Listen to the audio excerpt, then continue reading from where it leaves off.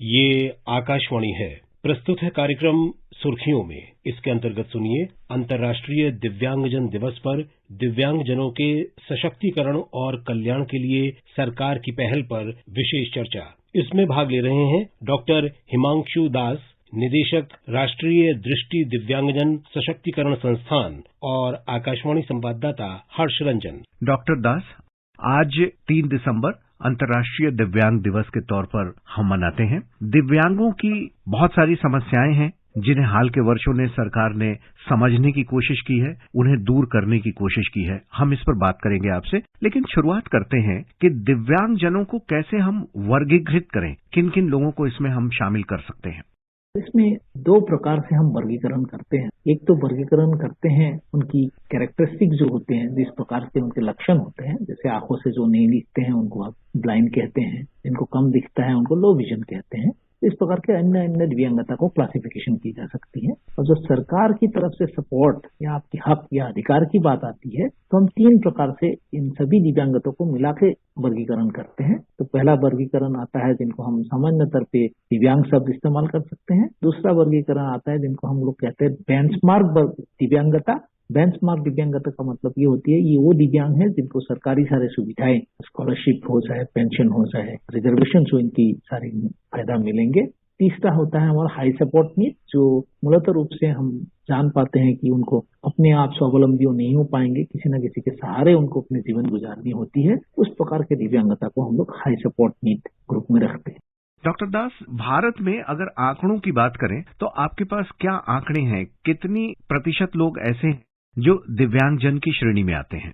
अंदाजन हम ये कह सकते हैं कि सारे दिव्यांगता मिला के अगर WHO और अलग अलग एक्सपर्टों की अगर राय ले, हमें मान के चलते हैं कि अल्प, मध्यम और गंभीर सभी विकलांगता को अगर मिला देंगे दिव्यांगता, तो कम से कम 4 से 5% लोग दिव्यांग, क्योंकि अभी सर्टिफिकेशन प्रोसेस हो रही है, पहचान हो रही है, तो यहाँ तक आने में आंकड़े में हमें समय लगेगा। तो अभी वर्तमान आंकड़ा में अब 2% ही मान के चल सकते हैं। जी, इसमें भारत की स्थिति हम काफी बेहतर देख रहे हैं, आपने जो आंकड़ा दिया, क्योंकि अगर पूरी दुनिया की बात करें लगभग 8 बिलियन आबादी हो चुकी है और 15% जो दुनिया की आबादी है उसमें लोग किसी न किसी प्रकार से दिव्यांग हैं, किसी न किसी वर्ग में, और जो 80% जो डिसेबल लोग हैं वो विकासशील देशों में रहते हैं। तो इस हिसाब से कहें तो भारत की स्थिति बहुत ही बेहतर है और सरकार का लगातार ये कहना है कि ये पूरे समाज का दायित्व बनता है कि सभी दिव्यांगजन स्वतंत्र रूप से एक गरिमापूर्ण जीवन व्यतीत कर सकें, और इसके लिए सरकार लगातार काम कर रही है। कुछ ऐसे कामों के बारे में बताएं, कुछ वेलफेयर स्कीम्स के बारे में बताएं जो सेंट्रल गवर्नमेंट कर रही है उनके लिए। सेंट्रल गवर्नमेंट का थोड़ा सा कहना चाहूंगा कि हमारे पास अलग अलग दिव्यांगता को दिशा निर्देश देने के लिए 8 राष्ट्रीय संस्था बने हुए हैं। जैसे मैं राष्ट्रीय दृष्टि दिव्यांगजन के भी काम करता हूँ, इस प्रकार के बौद्धिक दिव्यांगता, बहुविकलांगता, श्रवण बाधिता, सबके लिए अलग अलग 8 नेशनल इंस्टीट्यूट बने हुए हैं। एक साइन लैंग्वेज को प्रमोट करने के लिए Indian Sign Language Research and Training Institute है हमारे पास। 21 हमारा स्टेट लेवल इंस्टीट्यूशन है जिनको आप क्षेत्रीय समेकित केंद्र के नाम से जानते हैं। अलग अलग डिस्ट्रिक्टों में हम लोगों का जिला पुनर्वास केंद्र स्थापित करने की काम चल रही है।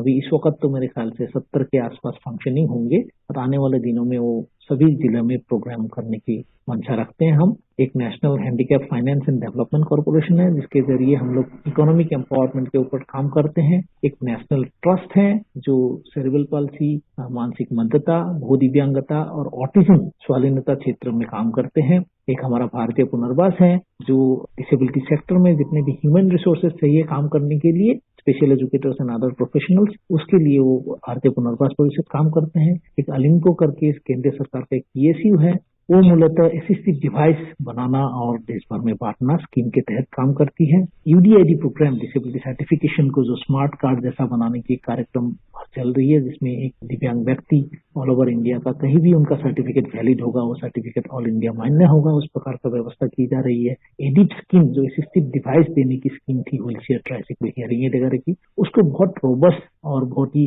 ट्रांसपेरेंट बना दिया गया है। उस स्कीम को यहाँ तक कर दिया गया कि कॉक्लियर इम्प्लांट जो मार्केट में 10 लाख की सर्जरी होती है कान के नई सुनाई देने के लिए छोटे बच्चों के लिए, उसको भी हमारे भारत सरकार कॉक्लियर इम्प्लांट स्कीम को भी इम्प्लीमेंट कर रही है श्रवण बाधिता के लिए।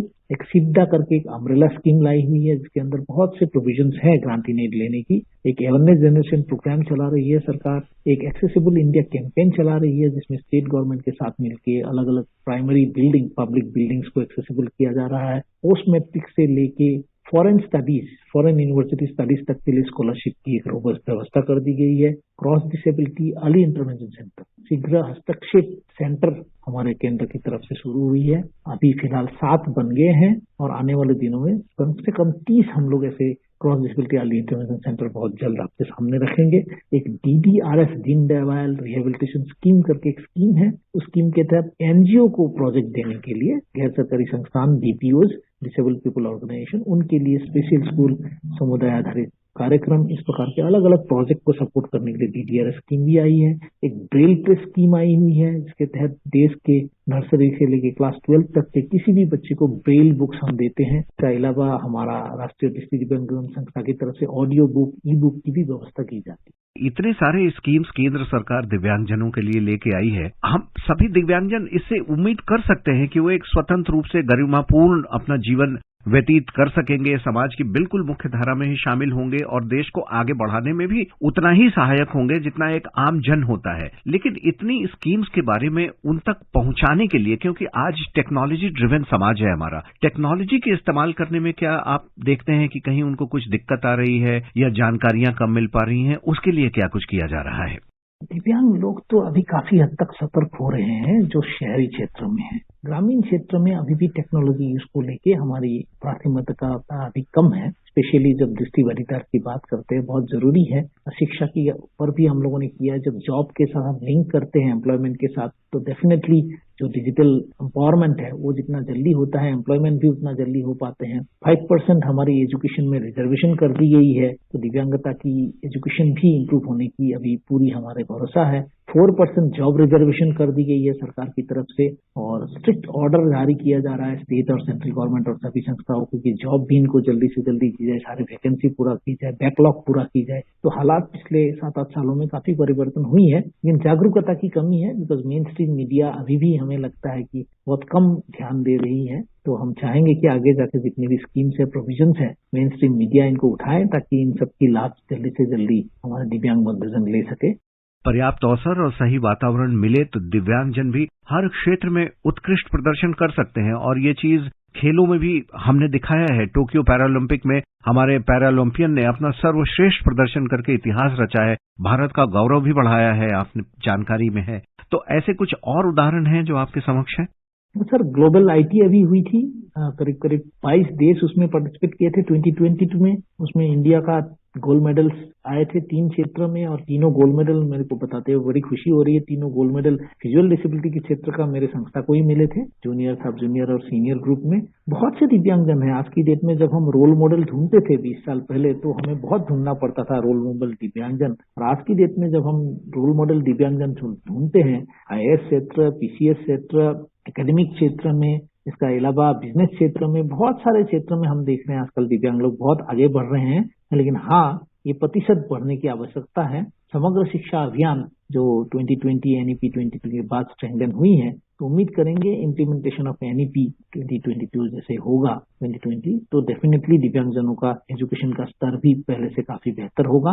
ऊपर से स्किल इंडिया मिशन के तहत दिव्यांगजनों का स्किलिंग के ऊपर काम किया जा रहा है। जो दिव्यांगजन मेन स्ट्रीम एजुकेशन ठीक से नहीं कर पाए उनके लिए ओपन एंड डिस्टेंस लर्निंग में जाने का स्कोप है, वरना वो लोग सीधे स्किल इंडिया मिशन के साथ काम कर सकते हैं। उसके लिए भी हमारे मंत्रालय की तरफ से स्कोप है। एमपैनल ट्रेनिंग पार्टनर हम लोग करते हैं और उनको ग्रांटी नहीं देते हैं दिव्यांगजनों को स्किलिंग के लिए। और उसके अलावा इंडस्ट्री के साथ टाई अप हो रही है, जिसमें जो दिव्यांगजन स्किलिंग प्रोग्राम में हिस्सा लेते हैं वो आगे इंटर्नशिप के जरिए और कैसे भी अलग अलग जरिए रोजगार भी कॉम्पिटिटिव वर्ल्ड में ले सके। आपका बहुत बहुत शुक्रिया डॉक्टर दास। धन्यवाद जी। अभी आप सुन रहे थे अंतर्राष्ट्रीय दिव्यांगजन दिवस पर दिव्यांगजनों के सशक्तिकरण और कल्याण के लिए सरकार की पहल पर विशेष चर्चा। इसमें भाग ले रहे थे डॉक्टर हिमांशु दास, निदेशक राष्ट्रीय दृष्टि दिव्यांगजन सशक्तिकरण संस्थान, और आकाशवाणी संवाददाता हर्षरंजन। ये कार्यक्रम आकाशवाणी के समाचार सेवा प्रभाग द्वारा प्रस्तुत किया गया। इसे आप हमारे mobile app news on AIR और YouTube channel news on AIR official पर भी सुन सकते हैं। इस कार्यक्रम के संबंध में अपनी प्रतिक्रिया आप हमें ईमेल कर सकते हैं। पता है airnsdtalks@gmail.com। ये कार्यक्रम फिर से सुनने के लिए लॉग ऑन करें हमारी वेबसाइट newsonair.nic.in।